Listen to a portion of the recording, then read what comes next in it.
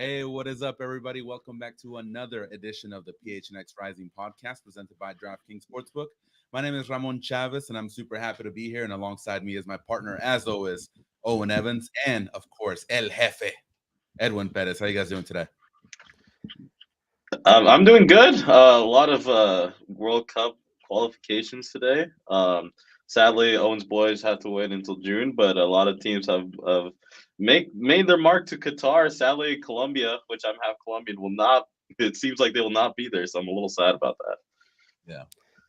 Yeah. I'm just to Michael's comment there. I don't know if I've calmed down yet. It's a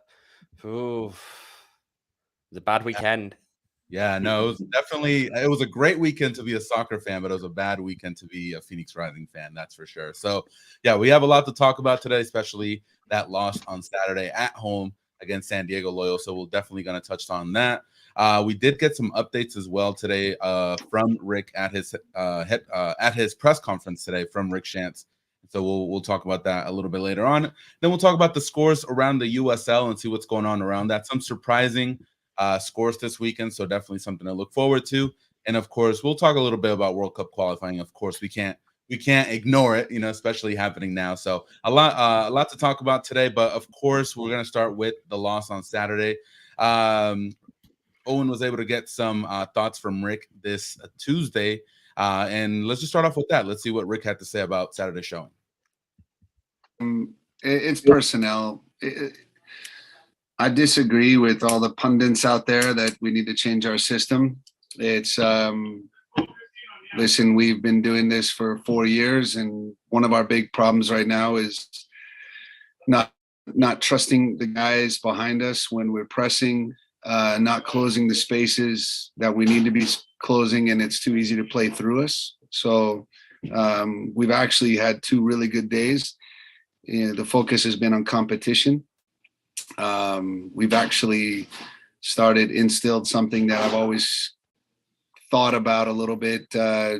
Anson Dorrance made it famous at North Carolina, where they called it the competitive cauldron, and every exercise had points that could be earned, and individual players were scored and rated. And it's a very harsh reality, but right after training, then you put those scores and those ratings up in the locker room, and we've seen a huge jump in energy. It might also have to do with the fact that we've lost 2 games, and the guys they know that they're fighting for their jobs and they're fighting for their profession. So it's right now it's go time for us, and we have to compete. We have to compete at the highest level. We have to do what we do and do it well. This team is very capable of being very good. It's not about, do we need to play a 4-4-2, a 3-5-2? That has nothing to do with it. It has to do with the guys that are on the field competing and fighting and showing more desire. I think in the first half against San Diego, we were very timid. I think we played with fear. And when you play with fear against a good team, we got killed. We couldn't get close to them in midfield because we weren't pressing from the front line, and the fullbacks weren't getting tight fast enough. So there was a whole multitude of reasons why we didn't perform well. In the second half, I think you saw desperation, and the group started to play loose and to go for it. And after we got the second goal, I think the emotion of getting the second goal and tying it was kind of like, oh, good, thank God. And we had a letdown, and you gave up the third goal, and then we started to play loose again. And but that's going to come. That'll take time for them to realize how significant it is that you start faster and more competitive. So what was the main thrust then of the message that you gave to the boys after the match? We're not competing. We're not competing in training every day. We're not competing in the games. We're not winning 50-50 balls. We're not winning duels. You throw all the tactics out the window. If it doesn't matter what system you play, if you're not going to win duels and you're not going to compete and you're not going to work as hard as you possibly can physically. They run a lot. They put in a lot of effort, in their accelerations and decelerations their change of direction, their high-speed running numbers are fantastic, but we don't run into people. And in the USL, it's a very physical game, and we have to be more physical. So I told them that we were going to train Monday, and I expected things to get a little bit more competitive in training.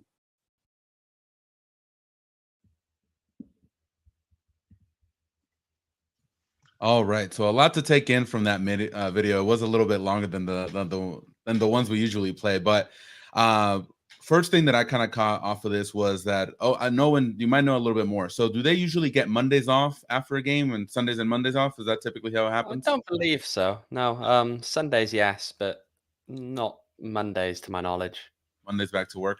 So Rick was talking about instilling a competitive system. He called it the cauldron. So can you explain a little bit more what he meant by that? Yeah, so they're just trying to create a system where these boys are competing against each other in a more tangible way, I guess, during training. It's something that, especially when I asked later on about, we'd heard all the right things coming out of that Vegas game, and we'd heard about, they were going to come out and they were going to show their heart, and they were going to do all of that, because that loss to Vegas was a disappointment in no uncertain terms. And then you had that first half, and it was dire. And I asked him, why didn't it click? And one of the things he put forward was, well, we almost trained like it was just another week, and maybe they need to get away from that. Maybe they need to actually show that kind of urgency throughout the week to make sure the boys are coming in with that by match day. Edwin, how do you feel about that already third weekend and playing with the sense of urgency? Well, I think it's going to be a good thing, because I think it's going to lead to a response from the team. But for me, I think the urgency should have been from the start. I think that when you're Phoenix Rising, you need to get you need to get points in every game. That's like the fan expectation. And so I think that it kind of confuses me why there was a lack of competition, a lack of urgency in all these games, because I get you can be complacent and all that, but this is not the end of the year. This was a fresh year that we were starting. There came off a Monterrey big game that they won, but it's again a Las Vegas Lights game that you should get points. Again, they're playing well, so it can't take away from the Lights. And then another game at home against Loyal. So it confuses me that they see now that they need this urgency, and they see now that they need this competition. That part's what's throwing me off a little bit. Well, I'd have almost understood the complacency a little bit more with the Lights game, right? I get that. They're a team that you historically look down on. But San Diego, there's almost that question of, why did the boys need motivating to play San Diego? Surely, playing that team, which is a rival, which is a competitor, typically, and is expected to be come the end of the season, why did they need extra motivation? I mean, that's one of the games that you circle on the calendar at the start of the year, isn't it? Yeah, and that's why I'm a little perplexed by the fact that, same thing that Edwin says, it's already so early in the season, and they should have already been like that. They should have already been playing with that sense of urgency if they are to be the best team in the USL. Second point, and then to your point, Owen, is that instead of circling this game on the calendar, they came out scared, according to Rick, during that San Diego, and especially in the first half. So what did you guys make of that? That was actually my first question to you guys. They kind of had like a lazy start as well in Las Vegas. So back-to-back games, they ultimately lose both of those games. So why does Phoenix continue to have these slow starts after that Monterrey 4-goal half at the beginning of the season? I mean, it throws. Yeah, sorry, I'm gonna jump in real quick, and I know you're gonna make a better point, but it throws me off that the Phoenix Rising are scared. I mean, everyone, especially going to Phoenix, they're the scared team to play. Everyone is afraid to go to Phoenix and play because they know how hard it is to get points. So you would feel like at home, after a big loss, they would be urgent. They would be the ones that are the aggressors. They would be the ones with full confidence that with the fans there, they're going to go and get the 3 points. So that part again, it's just playing scared in front of your home. Is this going to be a characteristic of the new team? I don't think so. They're going to figure it out. But again, that's just not something that Phoenix Rising, who should be one of the best in the West, competing for that regular season title, scared against what is kind of a middle pack team in San Diego Loyal. That it's just confusing. But I think that you have to think about it as scared isn't necessarily as in the opposition scare you.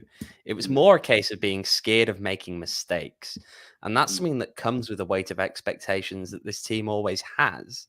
And, especially when you're playing a team like San Diego at home, there's that level of expectation that you're going to get a result in that game. And, we know that. We can see it now because we can see all the fallout from the fact that they didn't. And I think that was it. It's just a case of overthinking. It's a case of not fully being in the game per se, but being caught up in a load of other mental things that just means that for whatever reason, just things aren't clicking. Things aren't, they're not able to execute. You look at it, we can talk about, and I know it did come up in the press conference about, what's not working on the attack. And Rick was, well, look, we've scored all these goals. It's like, great, but you scored one of them, which was, I'll be honest, a bit of a fluky goal, I think, actually, against Vegas. When you look at it back, it was really close to the goalkeeper, wasn't it? Let's be real. Yeah. And then you had those 2 goals in a matter of minutes against San Diego, but we're not talking about 90-minute performances from the attack. In fact, we haven't seen a 90-minute performance from really any part of the team for the entirety of the season. And I mean, yeah, it's only 3 games. Look, there's a long way to go from here, but it's still a bit concerning, isn't it? A little bit. Yeah, and to your point, Owen, we saw the first 45 minutes against Monterey Bay. Fantastic, perfect right off the bat. But after that, I think only those 10 minutes where they scored those 2 goals this last Saturday were the time where you could say Phoenix played really well, where they were the aggressor, where they were the ones coming up with the ideas instead of trying to figure it out on the fly. So definitely something to look for in their next game. The third point during that Rick video was that he wanted the team to be more physical. He seems that they're physically outmatched when they play. Besides the physicality, what are some other reasons? Is it tactical? Is it the setup? Is it the work rate of the players that's leading to these losses and these slow starts? I just think that, and part of it is the physicality, but part of it is, well, it comes down to where you draw the line, I guess. Are the crosses poor, or is the attempt to be on the end of a cross poor? And it's one or two, because the crossing numbers aren't looking good overall. So that really is something to worry about, especially if you're gonna be forced to resort to that at times, as they seem to spray no shortage. We know in Vegas, at least, they sprayed no shortage of crosses into the area. It just feels like, yes, there's that. There's also a point whereby, and I think this is somewhere where Rick was really, really keen on to point out today, is the transitional defense. As I tweeted earlier, he just called it crap. But it goes beyond that. It was that people were properly committing. They were pressuring more than pressing, but in doing so, they're staying up the field. They're being aggressive in their positioning, but not necessarily as aggressive as they should be in their play. They're not winning the ball higher up the field. And the problem with that is that when you push people up to win the ball higher up the field and they don't, you concede goals. You end up in a case where, a lot of, let's look at it realistically, Joe Farrell, Manuel Madrid, even James Musa to an extent, they're not the quickest players. Musa probably the quickest of the 3 there, but they're not the quickest players. So when you have them up against players that are pacey, they will struggle. Yeah, no, and that's one of the things I noticed, and I mentioned it to you guys in our little group chat, that when I was watching the game back today, the transitional defense was definitely a key point. I think 2 of San Diego's goals came off a really good rising chance, but then them just not being able to track back, and San Diego just taking advantage of the poor defense. So definitely agree with Rick on that when it comes to something that needs to improve.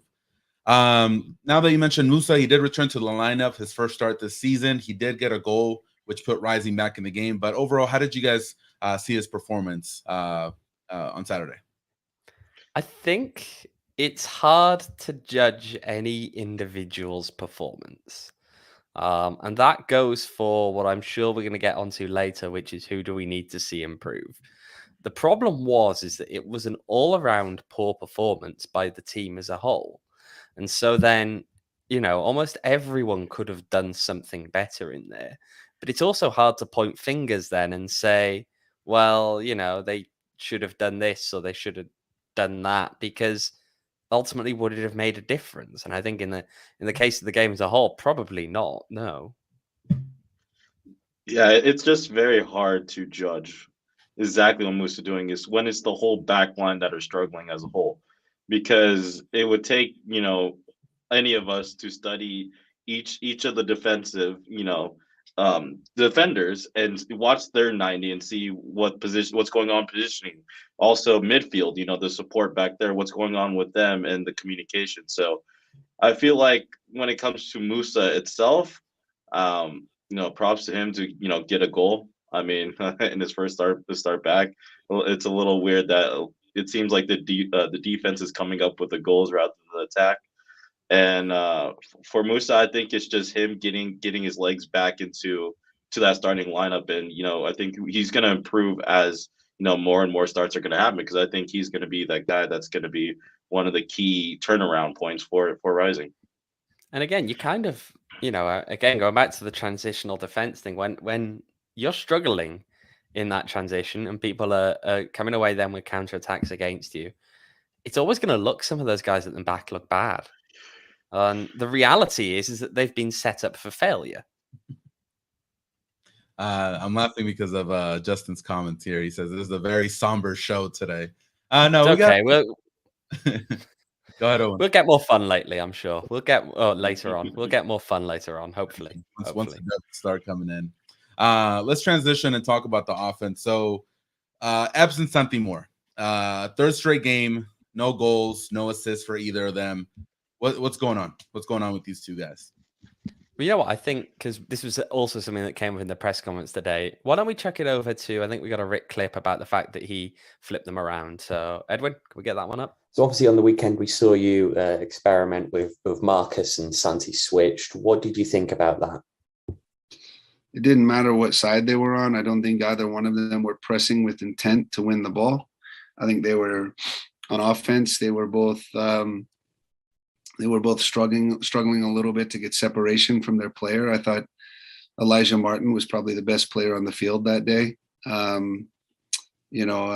We couldn't get anything going on that side. And when we switched, I think where we found success was playing early, not hesitating for the perfect moment. We were crossing the ball early. We were shooting early. We were doing things very fast.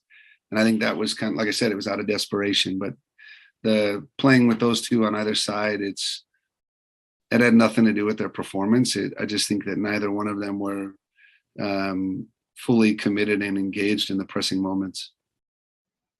I have to say, this was one of the, just to say it's the most somber show, or a very somber show, but the press conference today was honestly I can't remember one quite like that.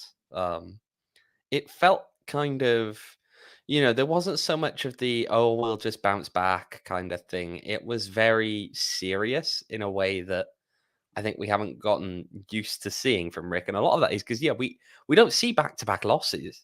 This is the first one since, 2018, wasn't it? That we don't see back-to-back losses. We don't see performances, frankly, that were as bad as it was against San Diego. He did point out quite a few flaws about the wingers there. It's a complicated one, isn't it? Because you start getting into the point of what do you do? We can talk about should Marcus Epps be replaced. We can talk about should Santi Moore be replaced.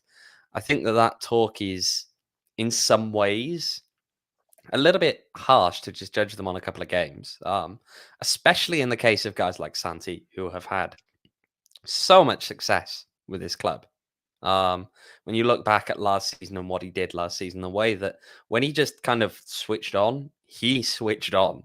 And the whole league, you didn't want to come up against him because he would go for a run of 5 or 6 games, scoring in every one. And for 2 or 3 of those games, typically, he'd have effectively picked the team up on his back and carried them to victory. So it's hard, isn't it? Because they definitely didn't have a good game against San Diego, in the same way they didn't have a good game against Las Vegas Lights. But what do you do? Because where do you go from here? Who are the guys who can be the real game changers if you look at replacing any of those? Yeah, Yeah. no, and that's a really good question because what I thought was going to happen was that Calistri was going to come in for Marcus Epps, like he did in the Las Vegas game, and Calistri was able to at least put a decent cross in and hope for something, especially once Repetto eventually came into the game, but he ended up playing in the back, and then they put Chasten in on the right hand side. So it's a weird question. Do we give them more? Not a weird question, but it's an honest question. Do you give them more time? Like Justin is saying, I'm inclined to give Ipps more time just to adjust since he's new, which is right. Or do you kind of cut your losses and say, you know what, you're just going to start off in the bench for a little bit and see if we can kind of bring you up to speed after that. Well, I know we're going to get onto this later, aren't we, with all the changes? Because of course, changes were maybe promised, maybe threatened. We'll see. So one more thing about Marcus Epps. So I was looking at the stats on the USL website, USL Championship website. So Marcus Epps has no shots either attempted or on target from what I saw on the website. And then over the course of the 3 regular season games, he has a 9.1 accuracy during crosses. So basically 1 out of the 11 that he's crossed in. Those are not good numbers. So no, those are really not good numbers. And so yeah, Owen, if you want to confirm, they're so bad that I'm actually looking them up now. Check them for me if you can. Check that. That's what I will. And even if they're not exactly the same, the exact numbers that I'm saying, Edwin, what does this tell you about Marcus Epps? Is he just dribbling towards defenders and not doing anything? Is he not taking on players one-on-one like he was supposed to, or like he was last year? I think it's the case where sometimes when a new player gets to a club, there's this different type of gelling, different type of kind of playing early on, and I think we're seeing a little bit of a hesitant Marcus Epps because I truly believe he's the guy who can beat people one-on-one, take those situations on. He's not going to win it every single time, and I don't think that's what we're asking of him. But he's definitely a guy who's able to press on, get open up chances, create space, and it's not been the case. And I think it's a little bit of also gelling with the backs. I think early on he was struggling being in the same flank as Darnell King, and for me in this last game, I think he did better with Babu. I think those two connected better, but I think given halftime, what was the situation? Rick felt that he needs to switch, which I get it because he needs to come up with something creative and all that. So I would like to see him have more time to develop because I think he is gonna kind of get there. But I really do think that Babu and Epps is more effective than Epps with Darnell King, and I think Santi is going to also play better with Darnell if all 4 of those still play, because as we're going to talk about later, there's changes coming. So I think they got to give time for that to gel, but this definitely not been the Marcus Epps that we expected this season. Yeah, and if I remember, sorry, I have managed to pull the stats up. You are indeed correct. Marcus Epps is yet to take a shot in the regular season. He's attempted 11 crosses, of which 1 has actually been accurate. In his defense, here's what I can also add. His long passing accuracy is high, but it's a very low number. And he is creating chances, even if not in the ways that, you'd expect. So under chances created, which is a stat that USL records, you've got Aiden Quinn on the top with 10, Arturo Rodriguez in second with 7, and then it's Marcus Epps with 5. So he's not necessarily crossing, maybe he's creating them on the ground, but he's not shooting and he's not crossing effectively, or he's not shooting and not crossing well. Now, as a winger, that's a bit of an issue, right? Especially if you need to create for the team, and especially with back-to-back losses like we've had in the last 2 games. Well, it probably exposes what I think when there was criticism or there were question marks around Marcus Epps when he first came in. One of the reasons for that was the goal scoring, and the way that I think we rationalized that away was that it didn't hugely matter so long as the people around him are scoring, because he could be the creator. The problem is that the people around him aren't scoring, or they're not scoring over the course of 90 minutes. And so now what you'd kind of expect, or what we've seen in the past when you had 2 wingers that were both goal scoring threats, is that it's okay, we'll look over to the next guy. It would be if Santi wasn't scoring, you'd look over to Solo and vice versa, or in previous years when you've had other wingers that are high goal scorers. Look, the problem there, it really singles him out, because you think, well, is he going to step up? And it's not necessarily the kind of player that he is. He is that more creative guy. Yeah, for sure. So we'll see. We'll see if he's able to turn it up. And like you're saying, and I vividly remember talking about this in our preseason shows, that he's not super the high scoring guy that maybe Solo was, like you were saying, and more creative, and the numbers definitely reflect that. So, but still, I want some goals as well. If he could sprinkle those in, that'd be nice. All right, so we did have Rick talking about maybe some changes that were coming up this week against San Antonio. Owen, you were able to get a video from the press conference, so let's take a look at that. What are some of the positions that have open battles this week? Everything. Are there any that you're eyeing more than others as places you might want to make changes? No, not really. My thought right now, you'd be looking at 1, 2, 3, 4, 5, 6, 7 possible players that didn't start last week, or in a different position. See, that different position at the end, that you got to pick. Yeah, it was the thinking there, and that does change, I think, the picture for what you expect. But yeah, so I want the chat to get involved in this one, because we're gonna have a little fun here. I know it's been a very somber show, but a little fun to see, kind of do a little bit of build the lineup here. And yeah, Justin, I agree. Holy crap, the way he said everything.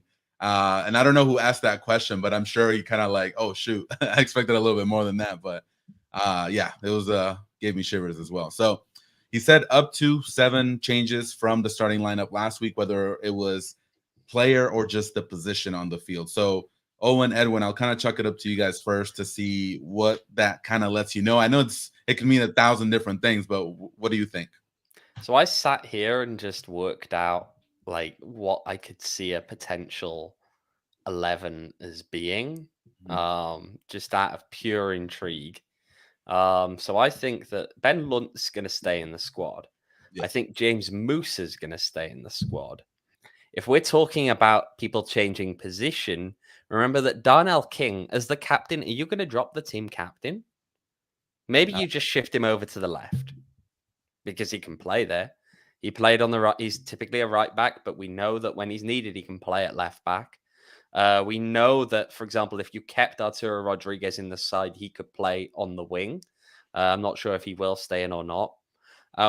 There was some of the talk today about how, in the defensive transition, things were leaving Kev in a really awkward position. And the way that was spoken makes me think that Kev might still be in the lineup as well.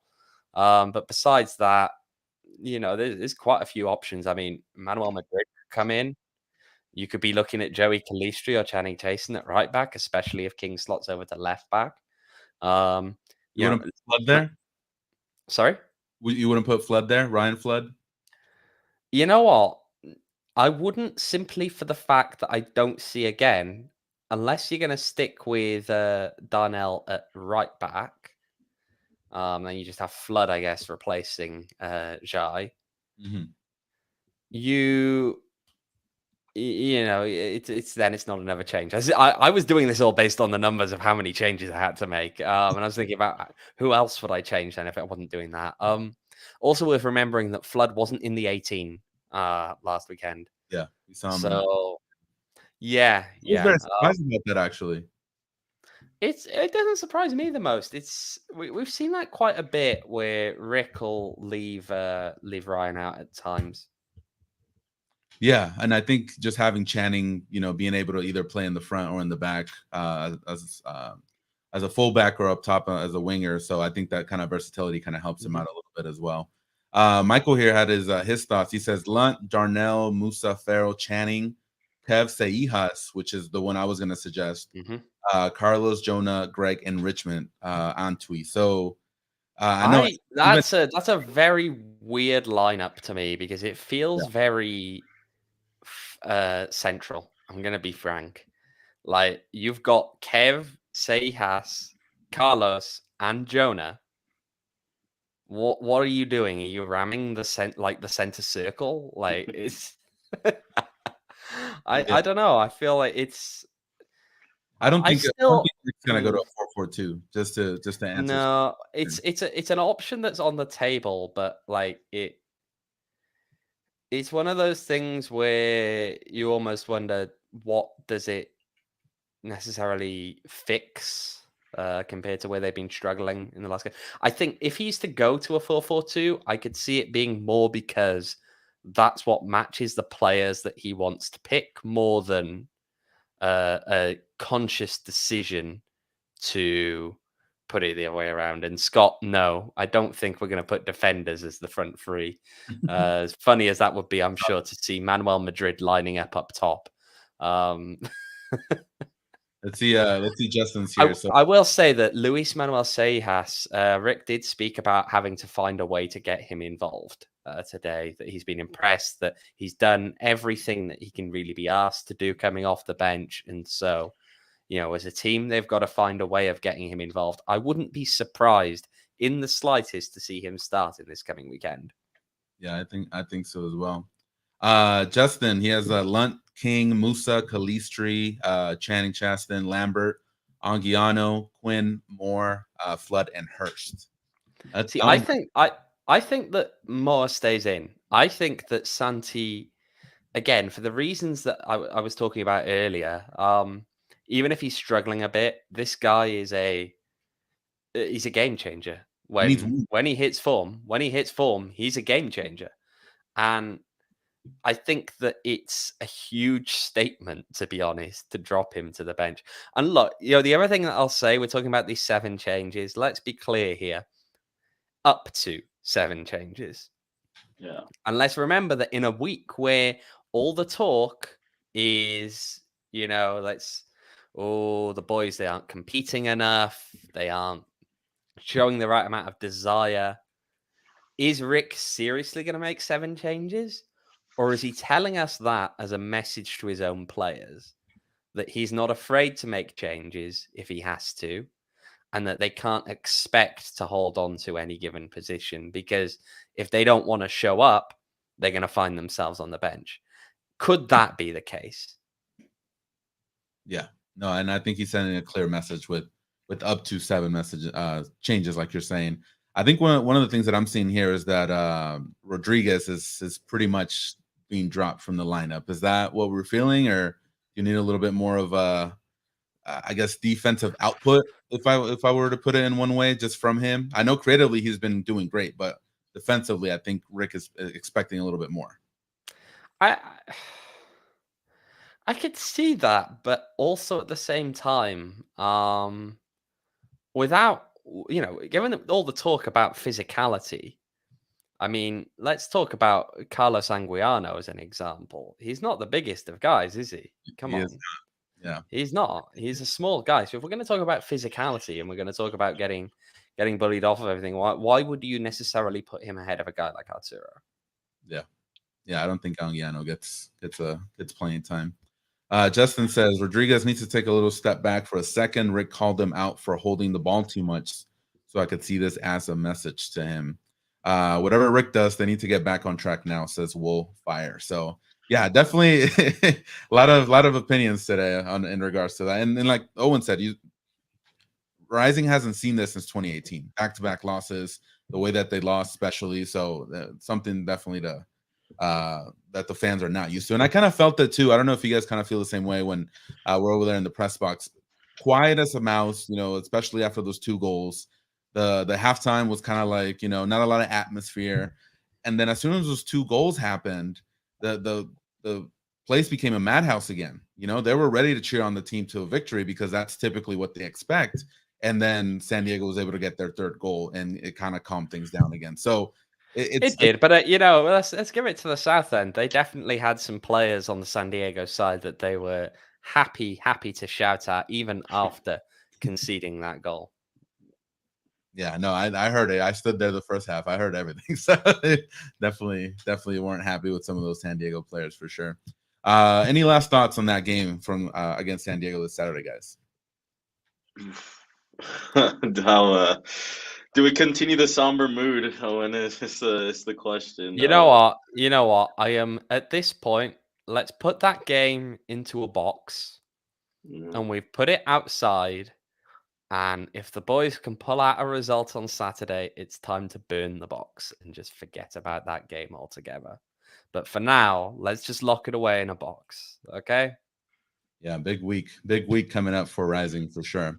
All right, y'all. So before we continue with the show, I do have to talk to you guys about DraftKings Sportsbook. If you guys haven't yet, you guys are missing out on some of the best action out there, especially for college fans right now. Final Four is coming up this weekend, so definitely a good time to join DraftKings Sportsbook. So if you haven't downloaded the app, what are you waiting for? You can turn your team's victory into your own big win. New customers can bet just $5 on any team to win and get $200 in free bets if they do. Yep, it's that simple. If they win, you win. DraftKings Sportsbook customers can also bet on college hoops with same-game parlays. Combine multiple bets from the same game for a bigger payout. The more legs you add, the more you can win with DraftKings Sportsbook. DraftKings is safe, secure, and reliable, and best of all, you can deposit and withdraw your cash whenever you want. So make sure to download the DraftKings Sportsbook app now. Use promo code PHNX. Bet $5 on any college hoops team to win and get $200 in free bets if they do. If they win, you win with promo code PHNX this week at DraftKings Sportsbook. 21 and over, Arizona only. Gambling problem, call 1-800-NEXT-STEP. New customers only. Minimum $5 deposit. Eligibility restrictions apply.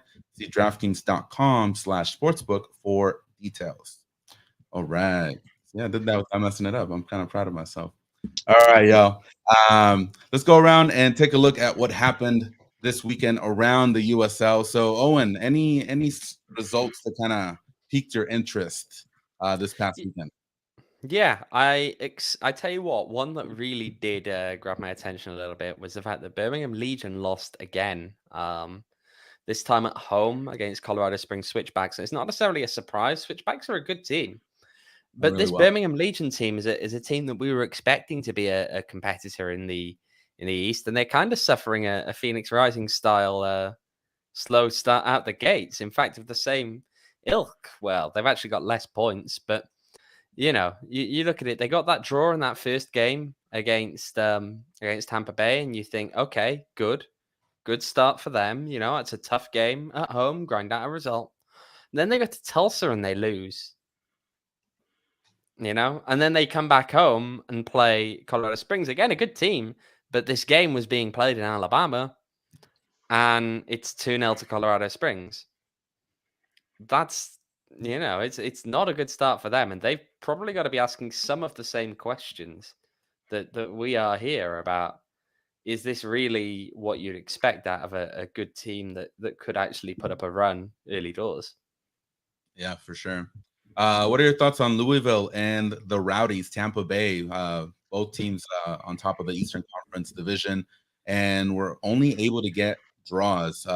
Louisville against Indy, and then Tampa Bay against Hartford Athletic. I think that for Louisville, you have to, don't get me wrong, right? Is Indy struggling? Yes. Is Mark Lowry having a tough time adjusting? Yes.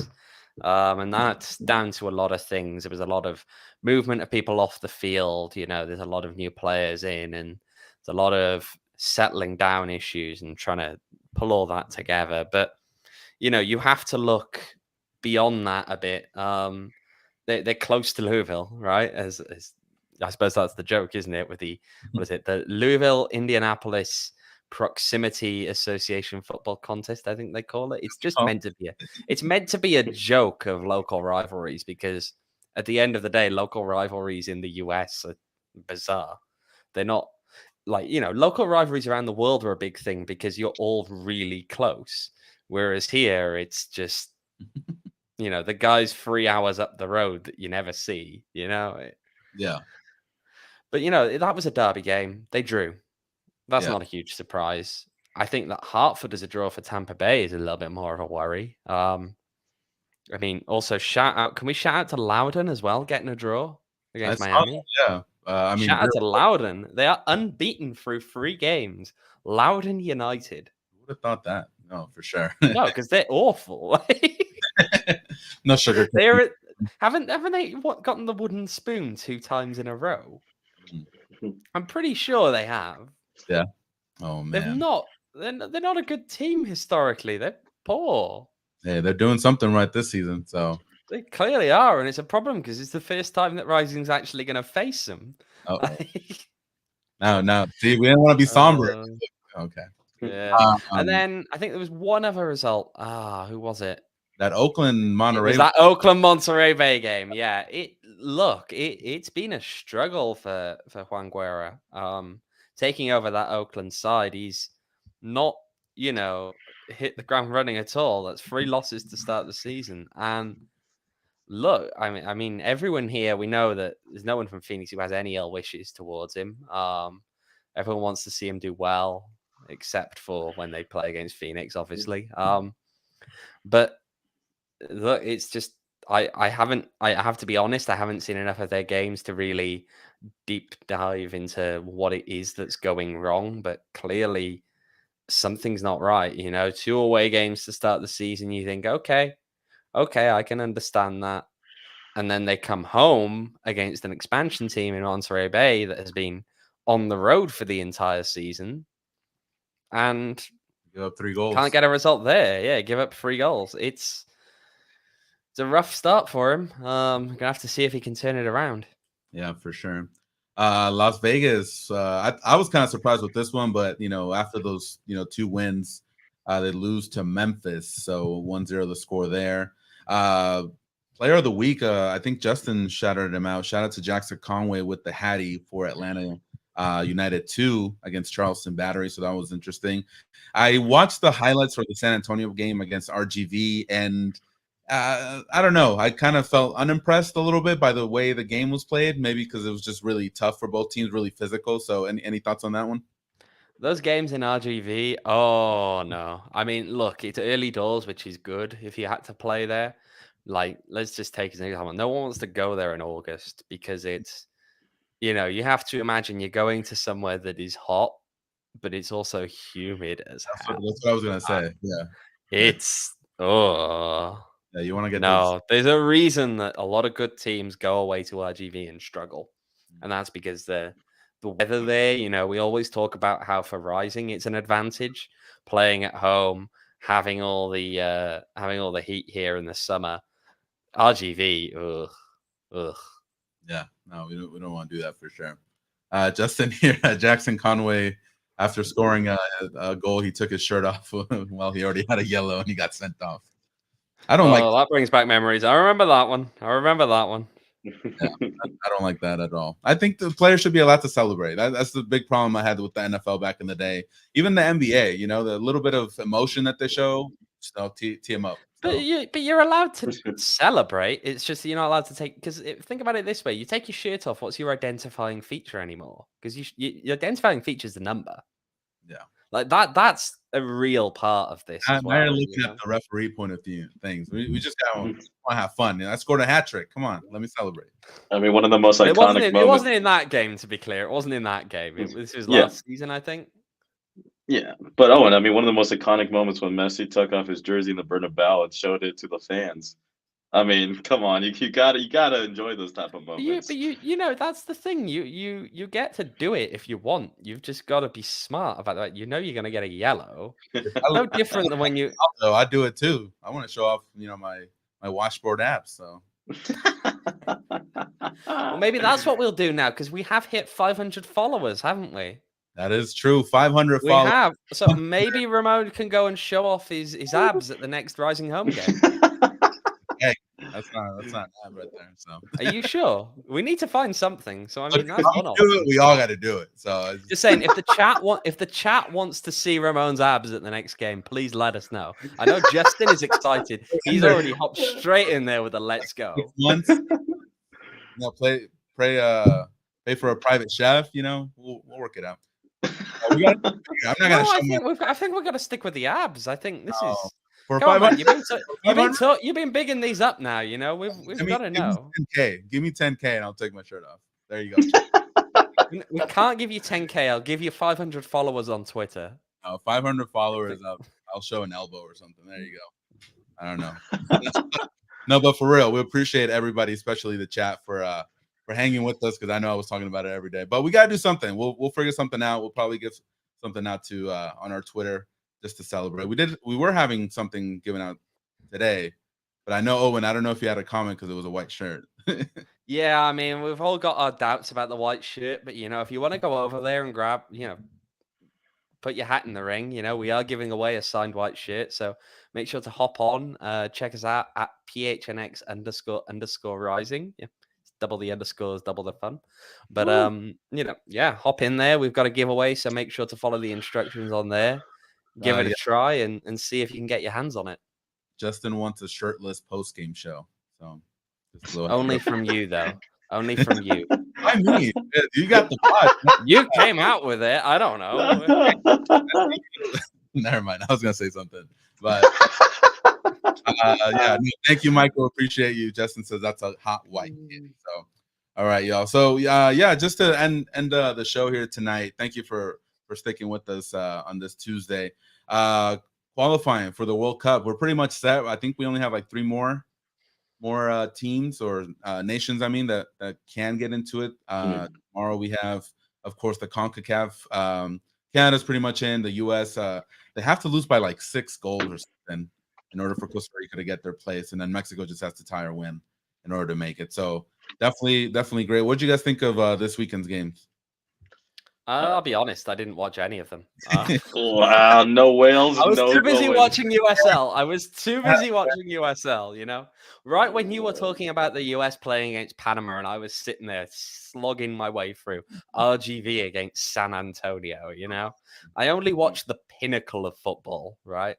I turned away for 1 second because I was watching some MLS Next Pro games as well, and then the US had who speaks the name. They're not in the same tier. It's different. We don't have to worry about them. No, but the US 3-0 in like 20 minutes. That was insane. So shout out to the US. They got a really good team, man. Better than Mexico, I'll admit it. Edwin, any games that you were watching? That's tough admission right there, Ramon. As a Mexico fan, you never admit it. Even when the tides are down for Mexico, you never admit that. You always say you're the king of CONCACAF. You score 1 goal off an own goal against Honduras when you have to win. I'm not impressed. I'm gonna have to go clip that now just to post that everywhere. You realize that? Tag the Mexican national team. We'll tag all of them, all of the players, all of the media. We're flipping this. Don't do it, Justin. Come on. The thing is, Mexico will play up to their opponents come World Cup time. That's what they always do. Is they always play down, and then everyone counts them out. They get a group like Germany, and then they beat Germany out of nowhere. Yeah, I remember getting a heart attack during that draw because I was like, Germany of all teams, really? But you made it through. But Friday they got that World Cup draw. Yeah, I mean, for me, I think the more interesting games of the World Cup qualifying, I think, is underrated is the AFCON. Obviously, there's situations that went down in the Egypt game with the laser show and all that. But let it be known. I'm not here to make excuses for with those laser shows and all that. But Egypt did the same thing in the first leg. They did the same treatment and all that in the first leg. So, I mean, in that sense, that the Senegal fans were going to strike back. You knew they were going to come in forces, and they brought like 7 lasers on Mo Salah's face, and I did enjoy to watch all the AFCON. A little sad Nigeria did not go through, But USA fans in Ghana, obviously, they know the history. They're talking about it, and Senegal, props to them beating Egypt. I'm a big Sadio Mane guy over Mo Salah every day, so I appreciate that. Blasphemy! How dare you? No, most listen, Sadio is a god. Yeah, no, I'm kind of sad. I'm kind of sad Mo won't be able to go. He was hurt during that 2018 World Cup, so he couldn't play up to his potential. So definitely sad to not see him this time around. But hopefully he'll be able to come to the US one in 2026. We'll see how that is. But the laser pointers was sick. Yeah. No, that was. Can we just pick up on that FC Tucson kit thing? Did you guys see that earlier? Have you seen that kit reveal? Should I look? Actually, it is a good kit. I'll be fair. It is red and black, like stripes, but it's just good. It's good. Wow, the same day that Mexico dropped their World Cup kit. It didn't drop; it was leaked. But yeah, hey, the more photos were shown too. Yeah. The only way that you can make it better than it wasn't dropped, it was leaked now, is if somehow, some way, they find a way to not be in the World Cup, so it's not a World Cup kit at all. That's true. I mean, yeah. Just the calamity of errors would be. And I mean, as we know here, we know that Ramon thinks that they're not as good as the US now, so. Yeah, that's I don't tragic. think I'm anything too far-fetched. Stop trying to get me in trouble. Ramon, no, you're going to log on to Twitter later and find out, does Ramon think that Mexico are worse than the US bot? And it's just going to tweet the answer to that every single day. You see, there's an issue, Ramon. You can think it, but you do not give the internet the chance to clip it. So you got to keep that to yourself. You say it to us off air. You don't say it when we're going out live to the masses. You guys picking up on me today. You want me to go shirtless? You're saying that I gave up my Mexican citizenship. Like, come on, guys. The kids are okay. I don't know. The FC Tucson ones got the little thunder. Yeah, they're good. They're good. They're good. I don't like. I think I rate there, but that's I rate them. Yeah, I rate it because I mean, if we're going like creative and things like that, I do appreciate what they did. They pulled it off better than I think some of the rising kids are. I'm not saying all of them, and I'm not giving clip fuel like Ramon did earlier, but you got to give credit to FC Tucson and the way they did it too. Hey, only they're also not white kids. They're not white kids, so there's a benefit. Oof. All right, y'all. Well, that wraps up today's show. Thank you so much for tuning in, chat. Thank you so much for being active as always. We always appreciate you. And again, if you guys are looking to get a signed jersey, head over to our Twitter, PHNX__rising. Double the underscores, double the fun. Get to 10K, and then we'll do that thing. Don't clip that. All right, y'all. Thank you so much for tuning in. We will be back on Thursday. We'll be previewing Saturday's game against San Antonio, so stay tuned for that. Until then, we will see you next time. Take care.